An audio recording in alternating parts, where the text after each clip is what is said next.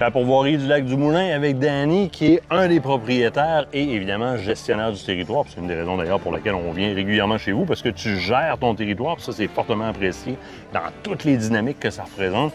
Puis une de ces dynamiques-là, c'est l'ours noir, qui est présent comme prédateur, mais qui est présent aussi comme proie de chasse pour les chasseurs qui veulent venir en récolter, participer aux efforts de déprédation. Mais ça ne veut pas dire que parce qu'on s'attaque à un prédateur, qu'on est prêt à fournir n'importe quoi à manger à cet animal-là pour pouvoir le récolter.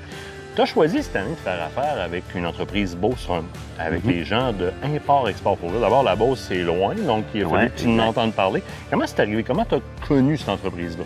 J'ai rencontré Marc dans les salons de chasse et pêche. Oui. Ça a été pas mal le premier endroit où je l'ai rencontré. C'est un personnage, Marc, que j'ai tout de suite apprécié. Écoute, il me met en confiance avec les produits qu'il y avait. Puis il semblait aussi vraiment savoir de quoi il parlait. Fait que tout de suite, j'ai tombé intéressé avec ce qu'il y avait à offrir. Puis toi, tu gères ton territoire. On le voit dans les quotas que tu impliques sur les lacs pour le prélèvement de poissons. On le voit au niveau de l'orignal, on le voit au niveau de l'ours aussi. Tu ne mets pas des efforts soutenus sur l'ours, il va suivant la population d'ours que tu as. Puis là, tu viens de faire un choix au niveau de la nourriture que tu mets dans les barils. Puis on va s'entendre, on met du stock dans les barils pour créer une constance au niveau de la convergence vers les sites à pâté. Fait qu'il faut quand même que ce soit intéressant pour l'ours. Mais on ne veut pas non plus avoir n'importe quoi. Là. Toi, tu as décidé de fouler tes barils avec du stock d'import-export fourrure. À date, l'expérience, elle dit quoi pour toi? On est comblé. Écoute, comme tu dis, c'est pas tout de les attirer. Là. On veut les attirer, oui, venir vers les bêtes, mais dans un contexte de pourvoirie, on va les nourrir pendant une longue période. Fait qu'on veut pas leur donner n'importe quoi, on veut pas les rendre malades, on veut pas non plus qu'ils se désintéressent à ce qu'on va leur donner. Oui. S'ils n'aiment vraiment pas ça, si on les rend malades, bien écoute, ils vont tout simplement quitter le site. Avec Marc, on est tombé en confiance. Il nous a parlé aussi des analyses qu'il faisait avec ses produits et tout ça. Fait que nous, bien, c'est ce qu'on veut. On veut, oui, attirer l'animal, mais avant tout le nourrir sainement. Puis avec Marc, bien, ça rend la chose possible. Oui, ça rend la chose possible.